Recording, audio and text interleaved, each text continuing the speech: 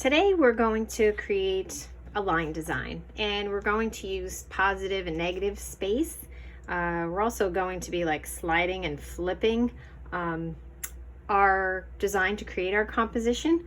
We're going to just trace our hand, which is going to be pretty simple, and then work on our line design from there. For this project, you're going to need an ultra fine marker or black pen, or a micron pen or ultra fine Sharpie, a regular fine point Sharpie for a little thicker boulder outline, but you could also develop them thicker boulder lines with a thin marker, just doubling up on the line. You'll need a pencil to start with, an eraser, and just a piece of drawing paper. I like to connect the artwork with an artist, so I was looking at a surrealist artist named Rene Magritte, and he was born in Belgium in 1898. He came from a really small town where in like 1830, which is, 68 years before he was born, the biggest event was the opening of a post office. His mom worked as a milliner in a hat shop, so she was a hat maker, and in his artwork, he painted a lot of men wearing hats, and hats for his time period were a sign of authority and power. Just like, today, if somebody has a real fancy car that's very expensive, you think that maybe they're a powerful person in politics or they're really wealthy, like a status symbol. So the hat was like a status symbol.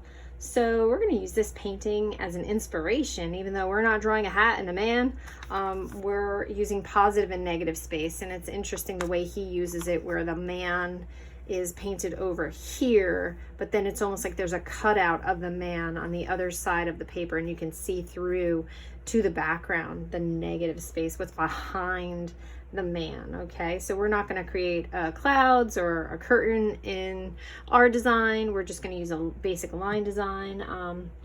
We're going to focus on, utilizing positive and negative shapes and space.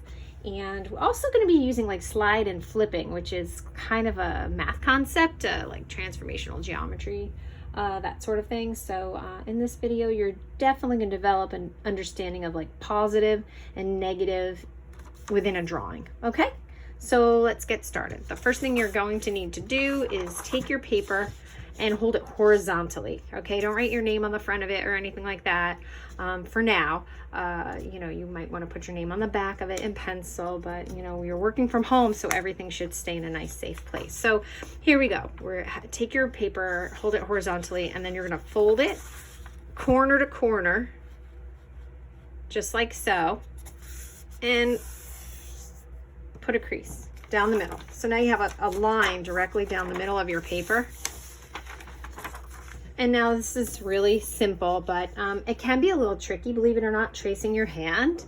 If you hold the pencil in a weird way, sometimes you get like these really skinny, scrawny fingers, and you just want your fingers to have a nice shape. So you're gonna hold your pencil upright, not on a diagonal like this, because it actually goes under your hand. You're gonna use your hand for a tracing template.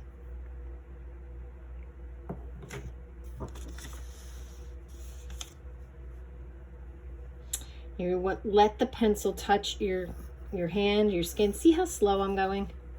I really want to capture the shape of my hand. You don't have to press really hard.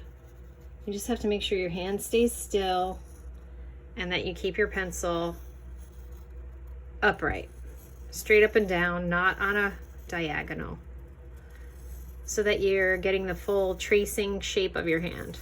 Okay, we've traced our hands many times as young students. Okay, so there's a tracing of a hand. There you go. You're gonna turn the paper, you're gonna rotate the paper. We don't want another hand right here. We are gonna put a hand on this side, but it's going to look like we flipped it upside down. So we just turned the paper upside down, and you're gonna trace your hand again. So don't let your thumb touch the crease in the middle, okay? So it's very important that you don't spread your fingers out too wide, but they also need space in between the fingers. And keep your pencil straight up and down. And look, no rush. Take your time. Just tracing around your hand. If you have a difficulty doing this, you can ask someone at home to help you trace your hand. It's no big deal. So now we have 2 hands drawn on the paper, and the next step is I want to outline them with my Sharpie marker. I'm just going to simply take my Sharpie marker and trace around my hand. Once I've traced around my hand with the black Sharpie marker, I only want to work on one side of the paper at a time. And the first thing I need to do is, if I missed any of my pencil lines with my Sharpie, I want to take my eraser and I want to erase any leftover penciling lines. I want to get rid of all eraser shavings off my paper because they can get stuck in the point of my marker and create like a weird smudge on my drawing. You know, you might not like that. I also like to get rid of the eraser shavings that might lay underneath my paper. So I just take my paper and scrape. You can blow them away, wipe them away. Okay, we are using Sharpie. So when using Sharpie, you may want to have scrap paper underneath your drawing, okay?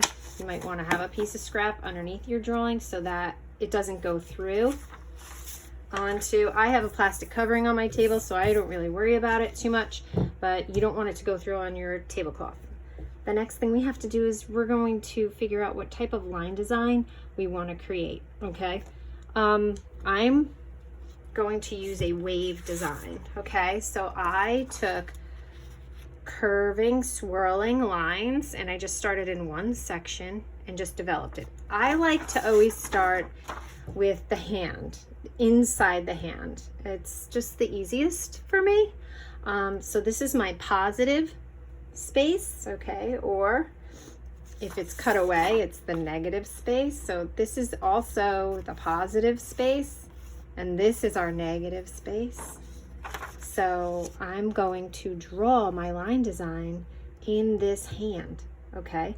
But I don't want my design to go to the outside, okay? I want to keep that as the background, all right? And that's going to stay plain white, just like on the other side. That hand is going to stay plain white with no drawing in it. So to make it easy, I'm just going to start with this hand on the right.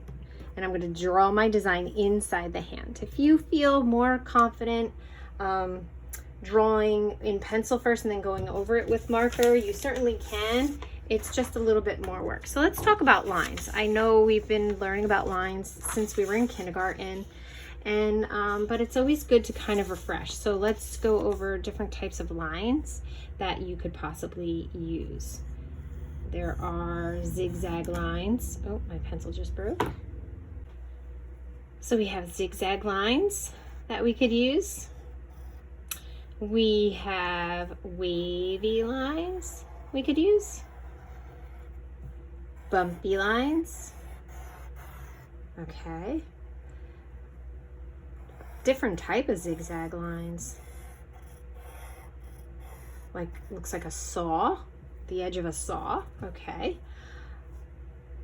Different type of wavy lines. This is the kind of line I'm going to use that actually looks like a curving, curling wave, or the wind in Van Gogh's Starry Night. Okay, so I'm going to use something like this. Please use some type of wavy, bumpy, or zigzaggy line. Try to avoid just using straight lines. You know, I want you to play around with like the design and composition, and it does not have to be an exact repeat pattern. It's more like a Zentangle once we start designing, okay? So we start out with some waves, but then we're gonna fill up the space and incorporate other types of like contour lines and other lines in between to take up some of the space, so it still kind of looks like it's swirling and waving around, okay? So we're just creating a line design, and it's kind of free-flowing, and it doesn't have to be perfect, but try to use different types of lines that are not straight, just a straight or diagonal, because I think that might be a little bit boring unless you incorporate some diagonal lines, then some straight lines, then some horizontal or diagonal this way. Then you start to create a design, with those lines. So if you're going to use straight lines, you definitely want to change the angles of them. Don't just draw straight across, okay? And as you can see, I'm starting to create this really cool Zentangle just with these straight lines, diagonal, vertical, diagonal. Now we can do some horizontal, and you could draw that inside your, okay? So if you're going to use straight lines, you definitely want to change them up a little bit where they touch one another, and it just creates that illusion of like bending and overlapping and one line going under, one section going under another section, quite like a Zentangle. Okay, so I'm gonna get started with mine. I'm gonna show you how I start to develop my wave design, and then for the rest of it, I'm just gonna show you how I created this in a time lapse, and then you certainly can stop it, go back, fast forward, whatever you'd like to do. All right, so I'm not going to use my ultra fine tip just yet. I use that for the lines at the end of the project. I'm actually going to start to break up the space with my Sharpie marker. So I'm just take my basic Sharpie marker. Remember, for this one, I'm working inside the hand. And I'm going to start with a wave.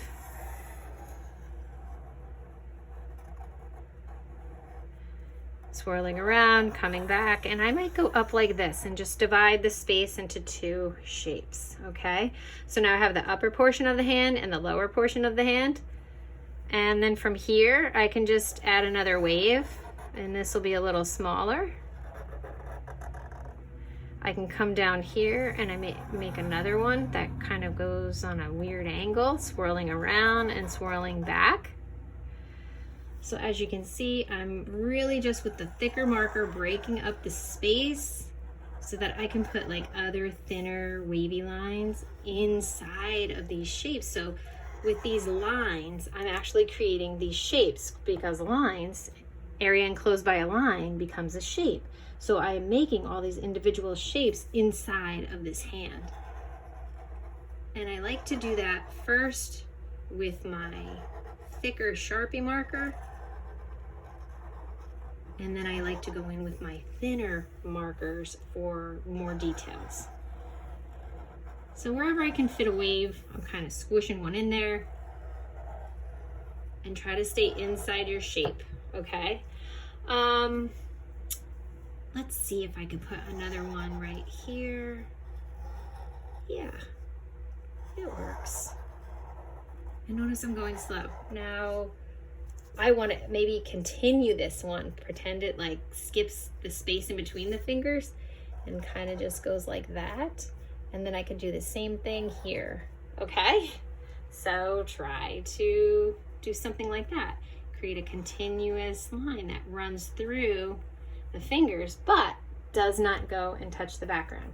Okay, now that I have the space broken up, I could still put some more lines in with my thicker marker before I go in and use my thin, fine marker. So I'm actually going to show you how I start to create some more lines coming off of these lines to create my patterns. So we're working with line, we're working with pattern. And I hope you really enjoy this project, because I feel like it's really a lot of fun to do. And we're working in our positive space, and our negative space is the background.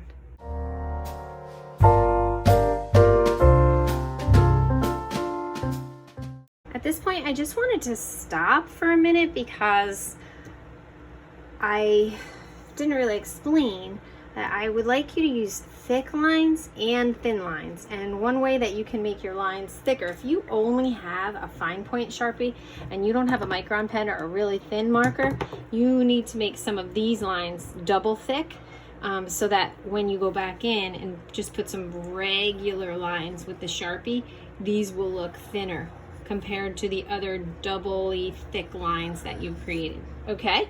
So I just wanna make sure that you're using not only a variety of types of swirly lines or your bumpy, wavy, or diagonal lines, but you're also using something called line quality, which is the thinness or the thickness of the line. So you want to alternate that. It definitely makes your artwork look a lot more interesting if you have areas that have thicker lines and then areas where some of the lines are thinner. Okay, so you definitely want to incorporate a variety of different types of thicknesses of lines, not just different types of lines.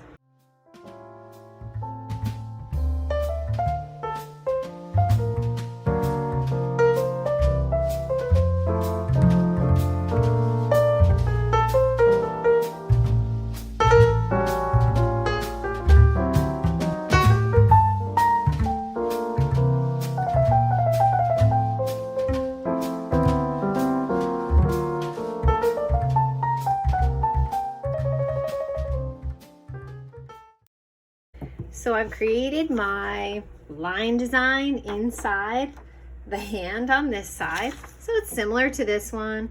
No two are going to be the same even if we use the same types of lines, okay? I have some thick lines, some thin lines.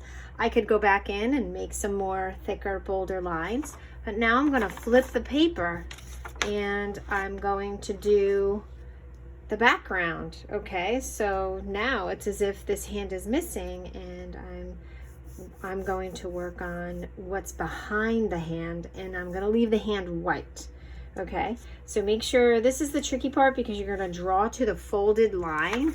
So on here, the drawing is created to the folded line, and I like to turn it upside down and have the hand upright when I work on it, so that like my design's kind of this side it's upside right, and then this side it's upside right. So I just like that whole flipped aspect of it, so that's why I turned and flipped the paper. So now I'm going to work on the background. I'm going to start first by, I want to incorporate the same types of lines so that it looks like I'm seeing this kind of underneath, like the hand. So I'm going to use the same style of lines, if at all possible. I'm going to start with my thick marker first. Break up the space, and then I'm going to move in with my thinner marker. Again, if you don't have a really thin marker, you could try black ballpoint pen, but it tends to smear a little bit before it really dries. So if your hand smudges over it, it might smudge. You could also use a pencil for this. You do not have to do this in marker if you don't have any markers. So I want you to be able to use materials that you have at home if you don't have all your art supplies yet. So here we go. I'm going to start with the background. Okay. I'm calling it my negative space.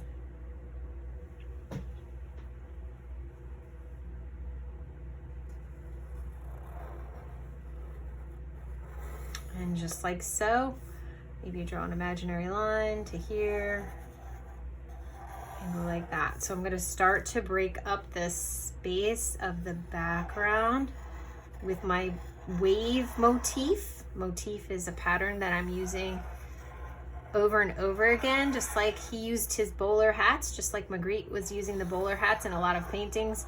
He used that motif over and over again. I'm using the wave, and then I'll break up the space even more with the thinner marker.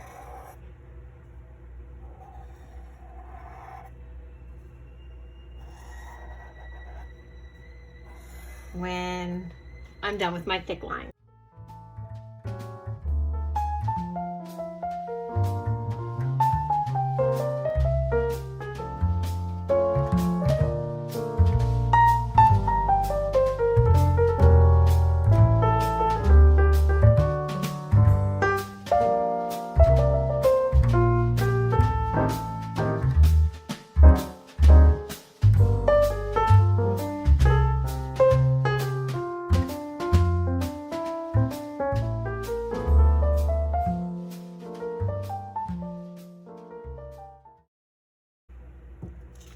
So there you have it. You have your positive, negative space, positive, negative shape line design. Kind of in the theme of Rene Magritte, where he actually took a cutout of a silhouette of a person's body and showed what was behind that shape. Where we just use a line design. So I hope you enjoyed this project and going into line more in depth than we've done before, but since kindergarten. We've learned about the elements of art: line, shape, space, color, texture. So line is a very important element, and it can make a boring piece of white paper look so interesting if you put some time into it. So there you go. Line design, Zentangle, pattern, okay? Positive and negative shapes and spaces. I hope you enjoyed this lesson. Please take a photo of your artwork and upload it to our Google Classroom, and I can't wait to see what you've created. Until next time, bye-bye. Talk to you later.